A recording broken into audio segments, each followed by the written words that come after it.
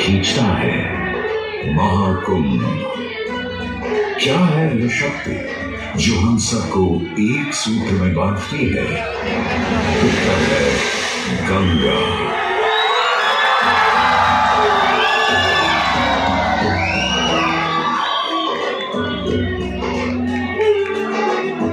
किंतु गंगा क्यों?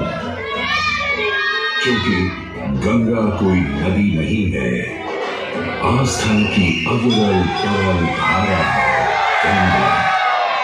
विश्वासों की वाही में संस्कृति की सुरता है गंगा।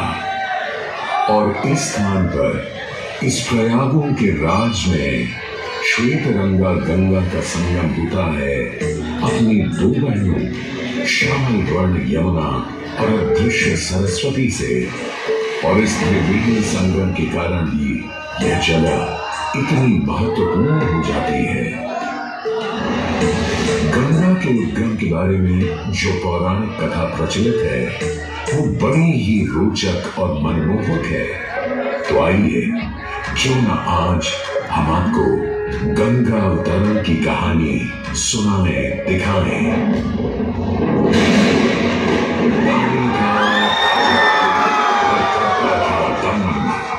पूरी पृथ्वी पर फैला था उसका ही आतंक।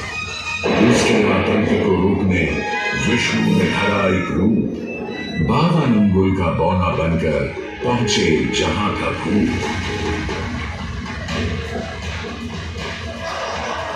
सारे दरबारी बौने ब्राह्मण पर हंसे, पर बाली ने जब उसे दान मांगने को कहा तो उसने कुटिया बनाने को केवल 3 पग भूमि मांगी। पर जब बौने ब्राह्मण ने भूमि नापनी शुरू की तो जैसे भूचाल दिया गया। वामन ने पहले पग में पूरी धरती नाप ली और अगले कदम से स्वर्ग। ब्रह्मा जी ने भगवान विष्णु के चरण धोकर उस जल को अपनी कमंडल में भर लिया। और अब वामन अवतार ने अपना तीसरा पर बलि के सिर पर रख उसे पाताल लोक भेज मुक्ति दे दी।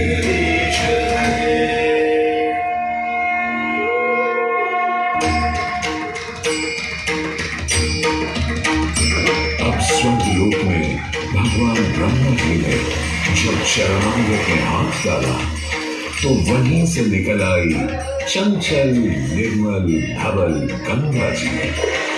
पवित्रा किंतु चंचला, आज से तू मेरी पुत्री और नाम तेरा गंगा।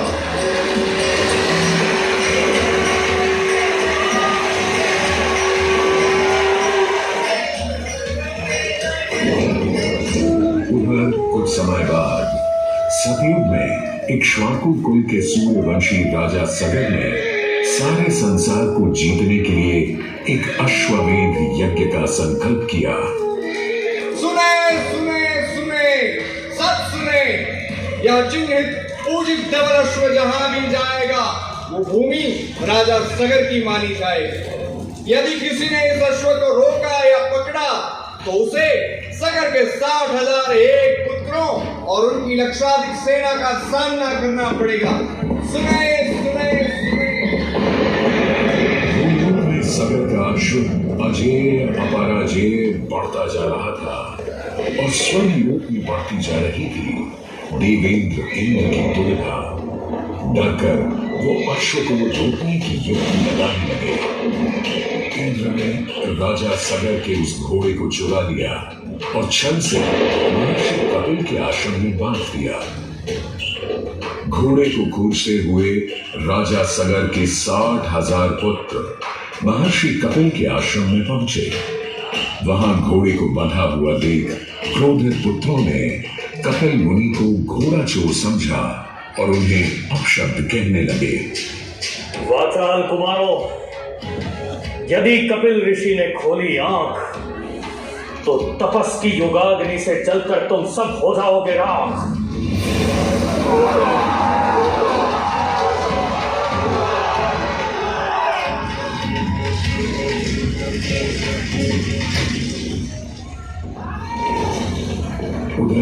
सगर थे चिंतित।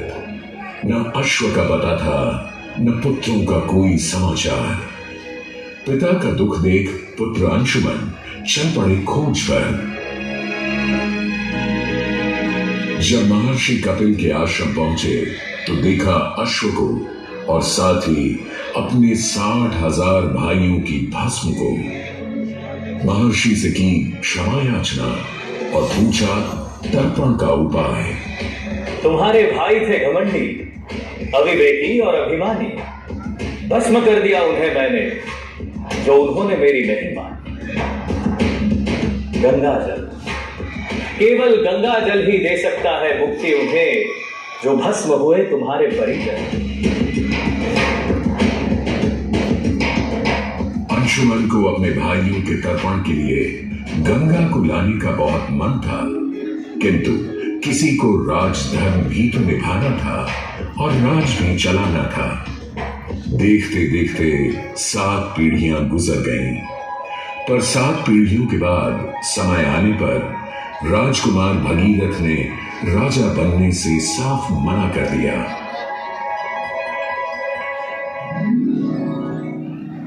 क्षमा कीजिए, क्या ये आवश्यक है कि राजा का बेटा ही राजा बने? मैं पहले तपस्या करूं और फिर ब्रह्मा से गंगा को मांगकर पृथ्वी पर ले आऊं और फिर उनके पावन पवित्र जल से अपने 60,000 पूर्वजों का तर्पण करूं। दिन वर्ष बदले, ऋतुओं की हवा बदली, नदियों के किनारे बदले, किंतु नहीं बदला भगीरथ का संकल्प। गंगा उतरा।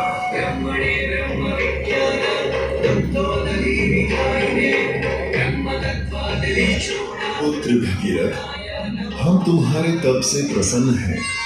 बताओ क्या आशीर्वाद चाहिए? हे भगवान, मेरे पूर्वज के तर्पण के लिए मुझे आपकी पुत्री गंगा चाहिए। तथास्तु, किंतु यदि गंगा स्वर्ग से सीधे धरती पर गिरी तो पृथ्वी को चीरते हुए गंगा सीधे पाताल में पहुंच जाएगी। इसलिए तुम भगवान शिव शंकर को मनाओ ताकि गंगा जब स्वर्ग से नीचे उतरे तो वो उसे अपनी जटा में थाम ले। अब भगीरथ ने एक अंगूठे पर खड़े होकर भगवान शंकर को मनाने के लिए शिव शंकर का जाप शुरू कर दिया। जय मन्भावन जय पतित पावन शोभ प्रशावन शिव शंभो विपद विहारम अधम उदाहरण सत्य सनातन शिव शंभो सहज वचन हर जल जन यनवर धवल वरण कोई भी वर मांग लो आज। हे प्रभु, जब गंगा स्वर्ग से धरती पर गिरे तब आप बीच में उन्हें अपनी जटाओं में साध लें, नहीं तो पूरी पृथ्वी नष्ट हो जाएगी। बस इतनी सी बात? ठीक है, ब्रह्मदेव से कहो शिव तैयार है, आने दो गंगा को, आने दो। जय शिव शंकर जय करुणाकर जय जय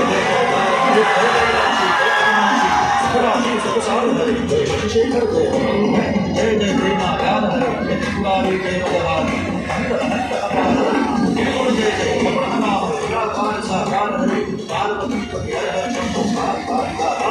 जय रामेश्वर वैद्यनाथ के लाल हरे मल्लिकार्जुन सोमनाथ के महाकाल ओंकार हरे जय योगेश्वर जय विश्वेश्वर भीमेश्वर जगताल हरे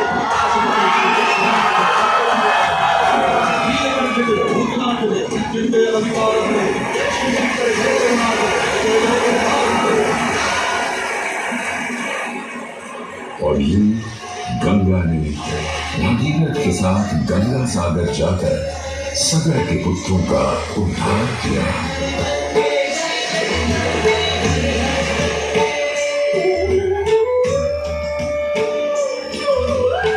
साथ ही वह भारत की सबसे महत्वपूर्ण नदी बन गई, जिसका भारत के जीवन में धार्मिक, आर्थिक, सामाजिक, ऐतिहासिक अभिदान अनंत है। हे मां गंगे हे जगदम्बे हे मां गंगे मोक्षदायिनी गंगा का यमुना और सरस्वती के साथ त्रिवेणी संगम मोक्ष का संगम है। प्रत्येक 12 वर्षों में यह महाकुंभ का स्नान करता है सर्व सिद्धि प्रदान और देता है मोक्ष का वरदान।